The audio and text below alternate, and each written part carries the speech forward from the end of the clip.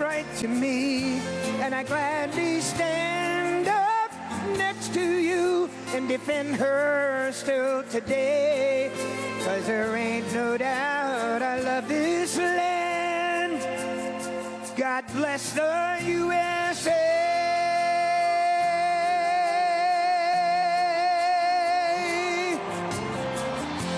For America, for Charlie Kirk. From the lakes of Minnesota to the hills of Tennessee, across the plains of Texas, from sea to shining sea, from Detroit to Houston, oh, in New York to LA, there's pride in every American heart, and it's time we stand and say that I'm proud to be an American, where at least I know I'm free. And I won't forget the men who died, who gave that right to me. And I gladly stand up next to you and defend her still today. 'Cause there ain't no doubt I love this land. Sing it! God bless the USA.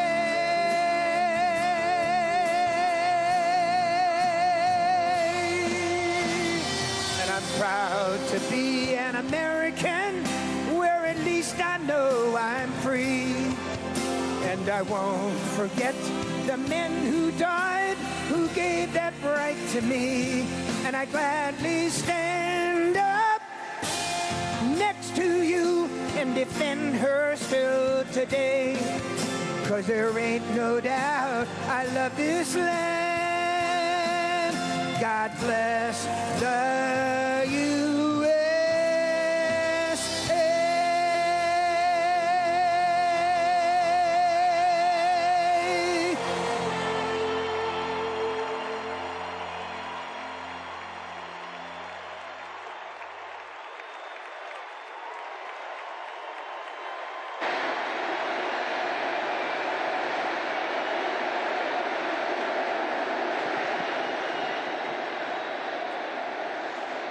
Well, I want to thank you very much, Lee. You've been there from the beginning with us, Lee, and we appreciate it. Nobody can sing that song like Lee Greenwood. Thank you very much, Lee, very much for being here.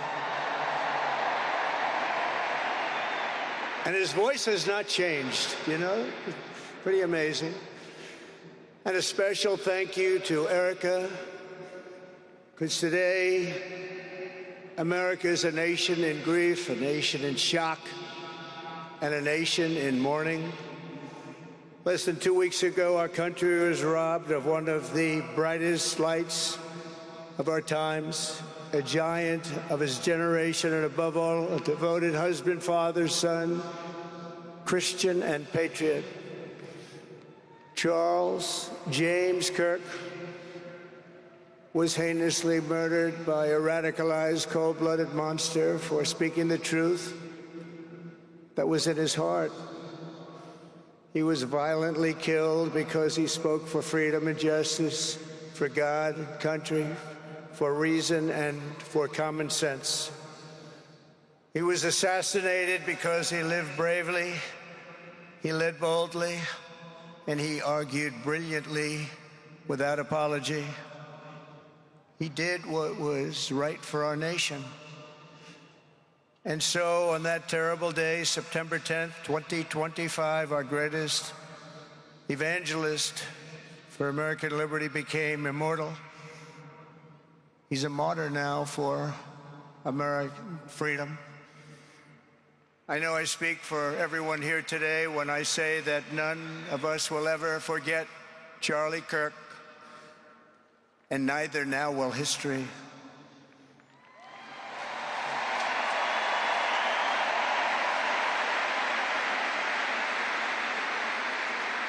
Because while Charlie has been reunited with his Creator in heaven, his voice on earth will echo through the generations, and his name will live forever in the eternal chronicle of America's greatest patriots. He will live forever. To Charlie's incredible and beautiful widow, Erica, we know the weight of this monumental loss is almost unbearable. But even in the midst of heartache and pain too great to even fathom, you have somehow found the strength and deep faith to be a comfort to millions and millions of people. And thank you very much, Erica. Thank you very much.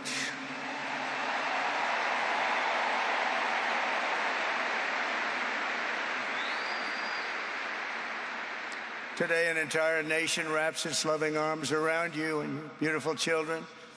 We share in your immense and overwhelming sorrow, and we vow that we will do everything we can to ensure that your children grow up in a land where their father is honored and revered as a great American hero. That's what he is.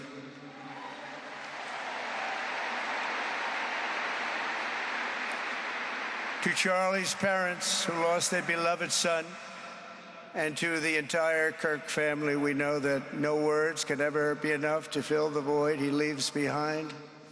That's a void that just can't be filled.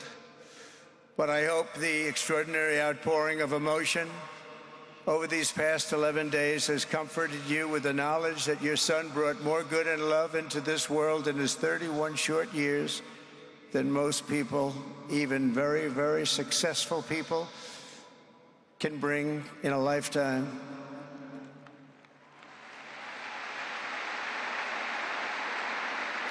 Charlie Kirk loved America with everything he had, and as we can see so clearly today, America loved Charlie Kirk.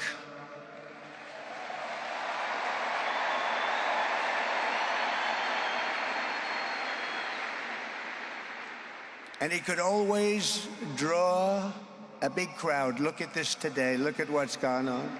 This is a big crowd.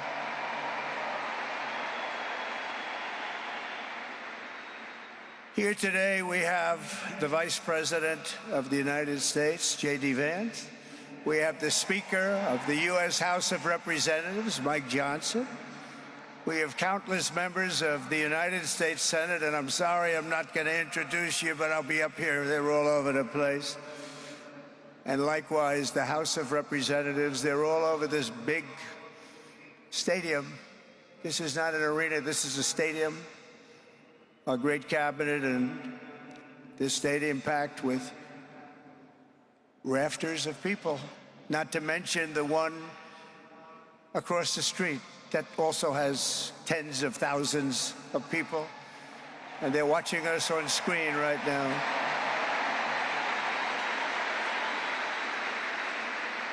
And I'm sorry we couldn't get you in.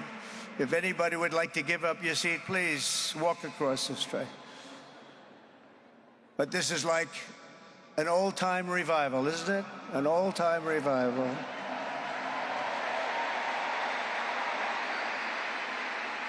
For millions of Americans, especially young people, it is agonizing and unthinkable to say goodbye to a patriot whose heart still had so much to give. It's so much. Raised in the suburbs of Chicago, Charlie was filled with a patriotic spirit from his youth, and he was an all-American in everything he did. And one of the last things he said to me is, "Please, sir, save Chicago." We're going to do that. We're going to save Chicago from horrible crime.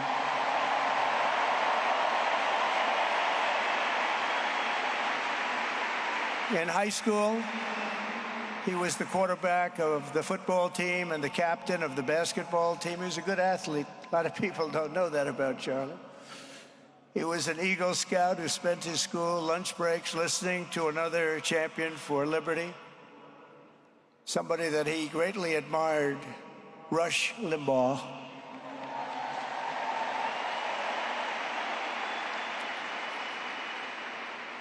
But what was even more important to Charlie than politics and service was the choice he made in the 5th grade, which he called the most important decision of his life, to become a Christian and a follower of his Savior, Jesus Christ.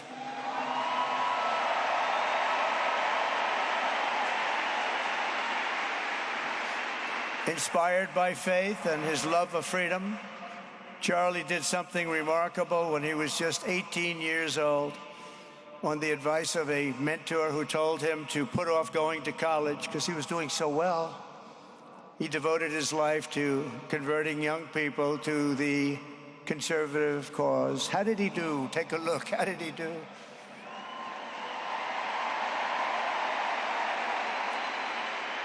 In 2012, 2 days after graduating high school, and with just $1,800 in his pocket, the young man from Illinois, who no one had ever heard of, started an organization whose grand ambitions were captured in its name, Turning Point USA. Great name.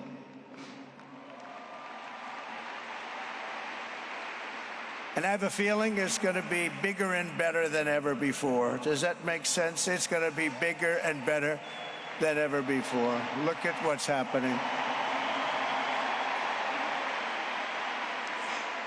12 years ago, Charlie walked onto his first college campus, the very liberal University of Wisconsin at Madison. He set up a card table and put up a sign with 3 words: "Big government sucks." Could you believe that? That's Charlie. That day, Charlie talked to every student who approached him, most of whom were probably quite a bit older than he was. Finally, after many hours, he found the first ever Turning Point chapter leader. His first year out of high school, Charlie traveled 300 days raising money and taking his message to campuses all over the country. He lived out of his parents' basement, and they actually loved having him there. They loved Charlie. Everybody loved Charlie. And on the couches of friends and supporters, he lived off couches for 2 years, 3 years, then life started getting a little bit different, but he was always the same. For 5 years, he refused to take a paycheck, but day after day, he worked from 5 a.m. in the morning till 11 p.m. in the evening, always. His staff remembers that he wore Walmart jeans and T-shirts from the Goodwill store. Remember the Goodwill store? It wasn't easy, but Charlie wasn't in it for money at all, never has been. Money was never his thing. He was always in it for the mission. As he liked to say even back then, we have a country to save. Just what he did. He'd call me all the time, "Sir, we have a country to save." I said, "Charlie, thanks very much for telling me that. I appreciate it." Charlie volunteered for my 2016 campaign and traveled the nation with my son, Don, and Eric. I got to know him very well and saw immediately that Charlie was actually a master builder of people. It was Charlie who first started organizing young black conservatives hungry for support and leadership. It was Charlie who stood up for persecuted Christians and Jews on college campuses. It was Charlie who helped bring online censorship, free speech, and cancel culture to the fore of our political debate. He was right up there with me. It was Charlie who helped unite MAGA, and you know what MAHA is? That's right, Make America Healthy Again. And tomorrow we're going to have one of the biggest announcements, really medically, I think, in the history of our country. We're going to be doing it with Bobby and Oz and all of the professionals. I think you're going to find it to be amazing. I think we found an answer to autism. How about that? Autism. Tomorrow, we're going to be talking in the Oval Office in the White House about autism, how it happens, so we won't let it happen anymore, and how to get at least somewhat better when you have it, so that parents can help their child, their beautiful child. That's a big one. I've been bugging everybody over there, get the answer to that. You know, 20 years ago, 1 in 10,000 were born with autism. 20 years ago. The most recent survey says 1 in 12. How bad is that? That's for young boys, baby boys, but also girls, a little bit better. It's about 1 in 20. But we can't, because obviously there was something really wrong, and we think we know what that is. It's going to be, I think it's going to be one of the most important news conferences I'll ever have, and I look so forward to it.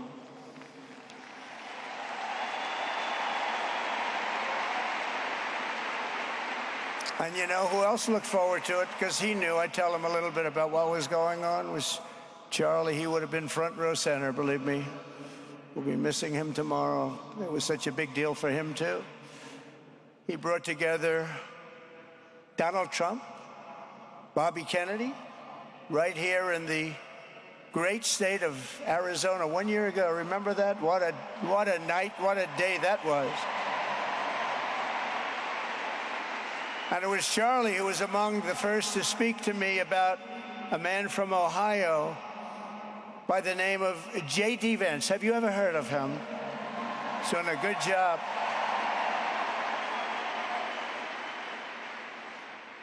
But Charlie would often call me, sometimes the night before a big event, the other side of the country.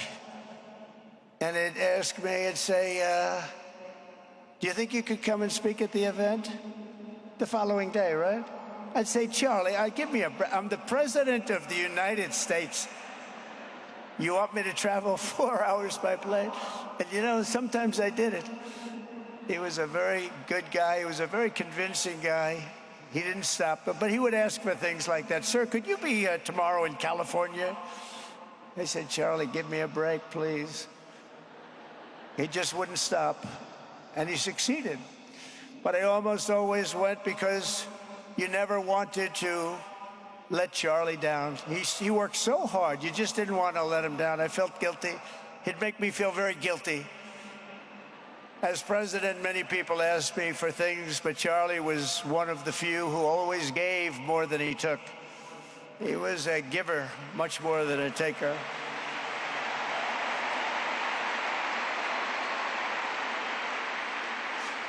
And no matter how big Charlie became, no one was too small for him to notice. He was good to everybody. Didn't matter. Several years ago, a fourth grader asked Charlie to appear on his podcast, which was probably only watched by the parents of that fourth grader. And Charlie, who was actually pretty hot at the time, to be honest, he agreed, and the boy asked for advice. Charlie replied, the left, I call it the radical left. I call it sometimes the radical left lunatics. But Charlie didn't say that. He called it the left. He was probably right, but I can't help it. I can't help it. So he said the left, radical left lunatics, may have all the money in the world, but they can never outwork me. I will wake up as early as I need to about himself. I will stay up as late as I need to, and I will never stop fighting for our country. And he did this until his dying breath. That's what he was doing. That's what he was doing. Think of it. Wow. What a horrible moment. I was in the Oval Office when I heard they came in, and it was like a surreal experience, a terrible, terrible. I had some very big people in the Oval Office, and I was in the midst of a very important conversation for our country, big people, the biggest. And I said, you have to leave now. When they told me that, they told me in front of a group of very powerful people, I said, you have to leave now, right now, please. Right now, you have to leave, go. By his own determination and skill, Charlie Kirk built Turning Point from his humble beginnings, the beginnings that nobody believed could ever end up something like this, into a great movement and a juggernaut of American politics. And you know, we have a massive stadium loaded up with people, but he got tremendous crowds before he had this kind of horrible news and before we had to hear what happened so terribly. He delivered more than 250 speeches a year at over 200 colleges and universities, and that was at a time when it was not really vogue to go to colleges and universities if you were a conservative. It really took great courage. And we used to talk, and I said, you know, I think they're much more conservative than we know, and he agreed, but it just wasn't something that was happening because the radical left would do very bad things, very dangerous things. But Charlie set up chapters on 2,200 campuses and spoke at more than 1,000 churches. He launched a podcast and radio show that grew to an audience of 1 million Americans a day, one of the bigger shows on radio. And Charlie didn't just bring young people into the movement. All of a sudden, it started to grow by leaps and bounds. By 2024, we won more young people than any Republican candidate in the history of our country, including, for the first time, a majority of males under 30. Can you believe it? Remember when Republican presidential candidates would get 4%? No, we did unbelievably with young people. And he was a big, big factor. Unbelievable. But he made me work for it. Sir, you have to make a speech here, you have to make a speech there. But we did it, and we won, and our country is doing unbelievably well now. We had a country that was dead 1 year ago, and now we have the hottest country anywhere in the world. And Charlie helped us make it that. One of the great people. But through it all, the core of Charlie's message and his basic method never changed. It never really changed. He stayed the same person also. At every campus event, Charlie asked the people who disagreed with him to come forward, and instead of silencing them, he handed them a microphone and let them speak. And he'd convinced so many of them. It was a pretty amazing thing to watch, actually. Shortly before Charlie arrived on campus, the day he was assassinated, a staff member texted him that there were many critics and students who were opposed to his views, and rather strenuously in the crowd. And that actually made him feel good because he wanted to convince them. He understood. He really did. He understood what was right, and he was right about that. A lot of it was based on common sense, by the way. Charlie wrote back to the staff member saying, I'm not here to fight them. I want to know them and love them, and I want to reach them and try and lead them into a great way of life in our country. In that private moment on his dying day, we find everything we need to know about who Charlie Kirk truly was. He was a missionary with a noble spirit and a great, great purpose. He did not hate his opponents. He wanted the best for them. That's where I disagreed with Charlie. I hate my opponent, and I don't want the best for them. I'm sorry. I am sorry, Erica. But now Erica can talk to me and the whole group, and maybe they can convince me that that's not right, but I can't stand my opponent. Charlie's angry. Look at that. He's angry at me now. He wasn't interested in demonizing anyone. He was interested in persuading everyone to the ideas and principles he believed were good, right, and true. Before each appearance, he prayed these words: God, use me for your will. Always said the same thing: use me for your will.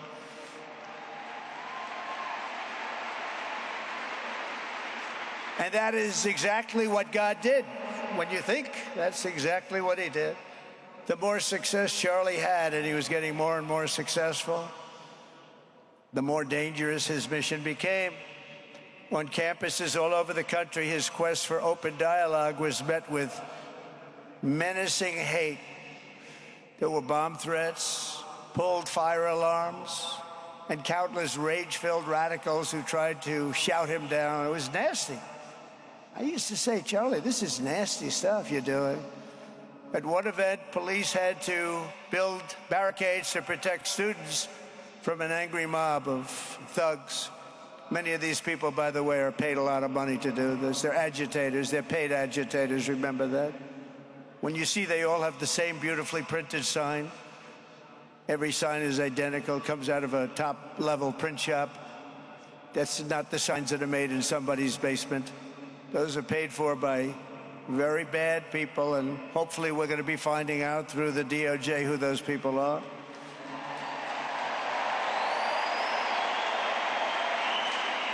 At another college, Antifa terrorists shattered windows, threw rocks, and tried to storm the building where Charlie was speaking. It was a really bad one. Often dozens of police officers were needed to prevent left-wing violence. And the violence comes largely from the left. You don't hear that from too many people, do you? And virtually every day for years before he was murdered, Charlie received these horrible death threats. People don't know. I used to talk to him about it. He said, I got some threats. He always felt that when they actually made the threat, they were not the ones to worry about. The ones to worry about were the ones that don't make the threats. I think you know what I mean. He knew the risk, but he and I shared a certain motto: never back down and never ever surrender. Just don't surrender, never back down. He believed in it so strongly. So strongly. And he's right. He's totally right. The radicals and their allies in the media, sometimes referred to, as my son said, the fake news media, tried to silence Charlie for a simple reason: because he was winning, and he was winning big. He was taking over college campuses, colleges that had, in theory, only very liberal, or as they like to say, progressive. I call them liberal, but they like to call themselves, because such a beautiful word, progressive. They're the opposite of progressive, if you think about it. But they were really nasty, and he would go into these colleges. All of a sudden, within 2 years, 3 years, they turned into bastions of conservatism. It was really quite amazing to see. They lied about him because they did not want you to listen to him or to learn from him, because what he was talking about and even preaching made so much sense. Everywhere he went, he won the debates, he won the hearts, he won the minds, and yes, he won the elections for people. He helped us, he helped other people. We won the biggest election in the history of our country, I believe.